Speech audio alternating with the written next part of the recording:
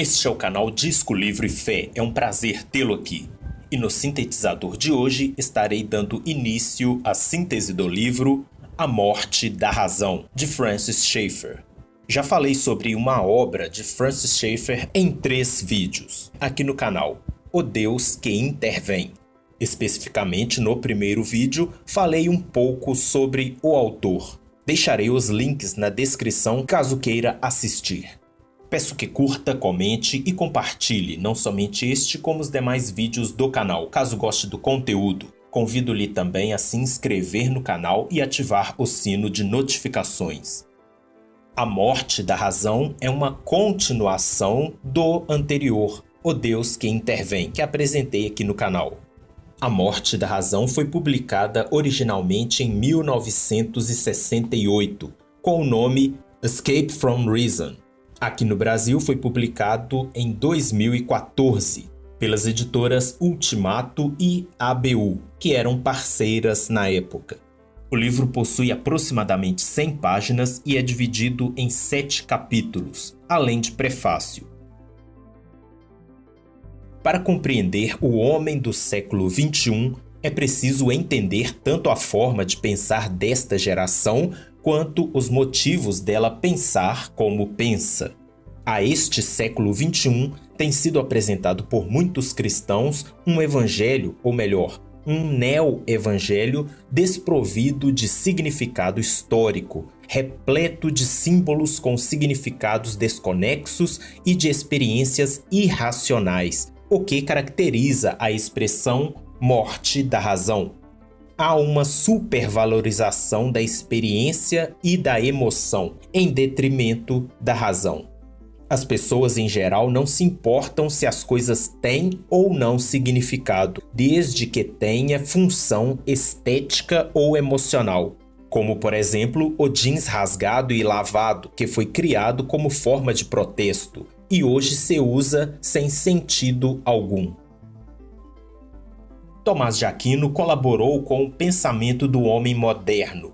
Ele propôs a divisão natureza e graça, na qual no andar superior, o andar da graça, tínhamos Deus, as coisas celestes, o invisível, a alma humana, a unidade. E no inferior, da natureza, a criação, as coisas terrenas, o visível, o corpo humano, a diversidade.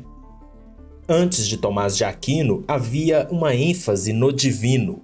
Isso se manifestava na arte. Jesus e Maria eram retratados como símbolos, não de forma realista. Mas, com o advento de Tomás de Aquino, houve o surto da renascença humanista. Tomás buscava certa união entre as duas esferas, da natureza e da graça. Uma das coisas boas que surgiu disso foi importância, a valorização da esfera da natureza que antes não havia.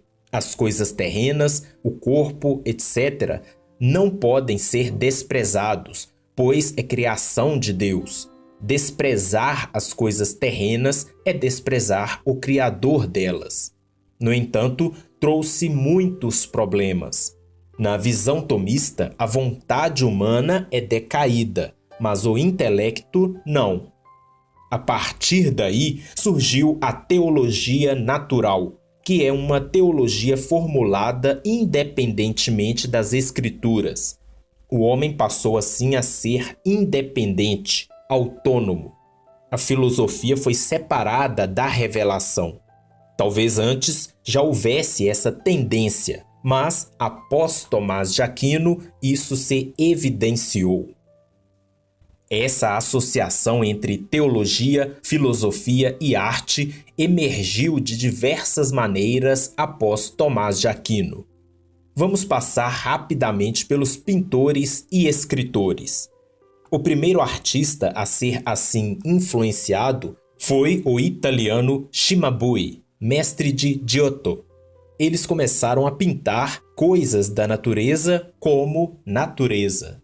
Havia uma tendência, a princípio, de se pintarem os elementos de menos importância no quadro de forma naturalista, continuando, porém, a se representar Maria, por exemplo, como um símbolo.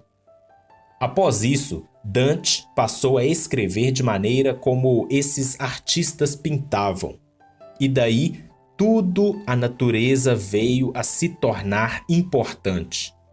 Como dito, isso é bom, mas Tomás de Aquino havia aberto o caminho para um humanismo autônomo, uma filosofia autônoma. O que ocorreu disto foi que a natureza devorou a graça. Através da renascença, de Dante a Miguel Ângelo, a natureza foi se tornando autônoma. Influenciado pelo neoplatonismo predominante em seus dias, Leonardo da Vinci e Rafael buscavam universais. O questionamento era: onde encontrar a unidade depois de se conceder plena liberdade à diversidade?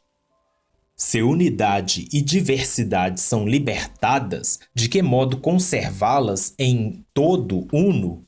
Leonardo, além de pintor, foi provavelmente o primeiro matemático moderno. Percebeu que, se partirmos da racionalidade autônoma, chegaríamos à matemática, isto é, a matéria que se pode medir. E a matemática trata de problemas particulares, não universais. Então, Leonardo procurou pintar ou desenhar a alma, que para ele era a universalidade. Tentava pintar a alma do amor, a alma da árvore, etc. Porém, nunca conseguiu, até morrer frustrado. Encerro por aqui, mas estarei dando continuidade à síntese do livro A Morte da Razão, de Francis Schaeffer. Que a paz seja com você e até o próximo Sintetizador.